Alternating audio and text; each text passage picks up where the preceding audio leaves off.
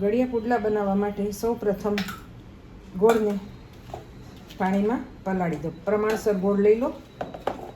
મારે 2 વ્યક્તિ માટે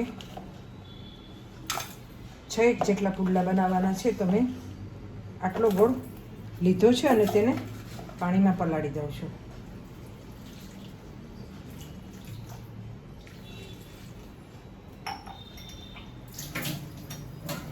બનાવેલા ગોળના પાણીને એક વાસણમાં ગાળી લો. કોઈ કચરો કે રેતી કે કોઈ તો ગળાઈ જાય. વાસણમાં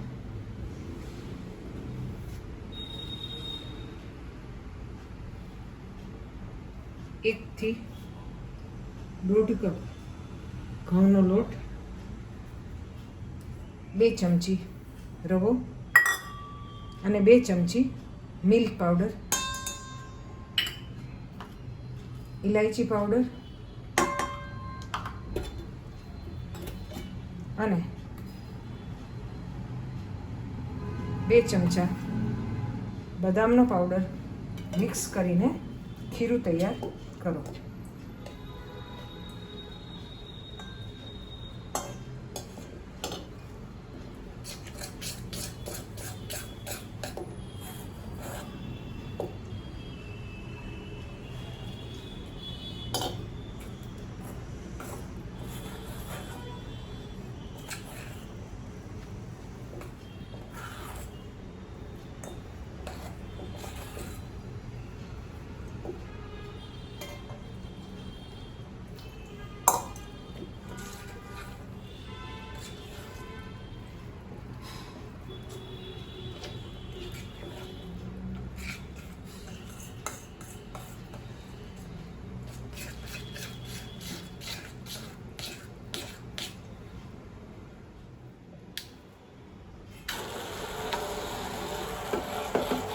બે મિનિટ હેન્ડ મિક્સી ફેરવીને ખીરું તૈયાર કરી લો.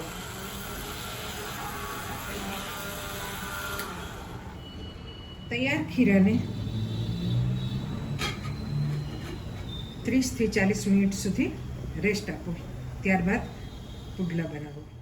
તો એ બરાબર થઈ ગઈ છે. ચાલો આપણે ભગવાન માટે નાના સૌથી પહેલાં ભગવાન માટે નાના પુડલા ઉતારી લઈએ.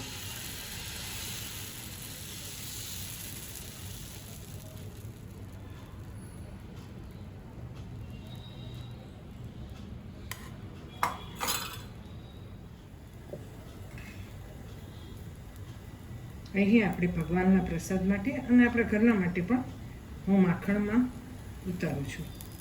તમે તમારી ચોઈસ પ્રમાણે ઘીમાં કે તેલમાં ઉતારી શકો છો.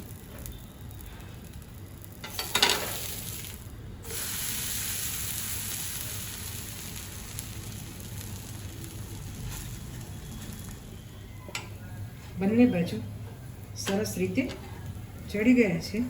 આપણે તેને પ્લેટમાં લઈ લઈએ.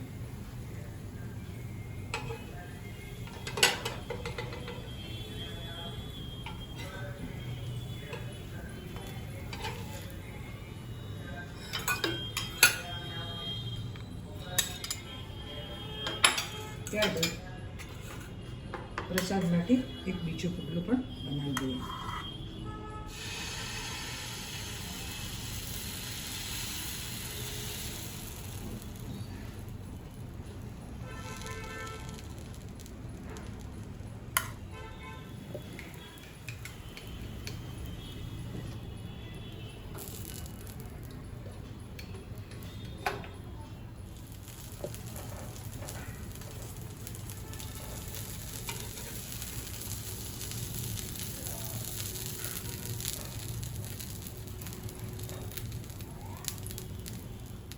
તો મિત્રો, મેં અહીં ગળ્યા પુડલા ઉપર બદામ અને સાકરનો ભૂકો ભગવાન માટે પ્રસાદમાં વેરેલો છે.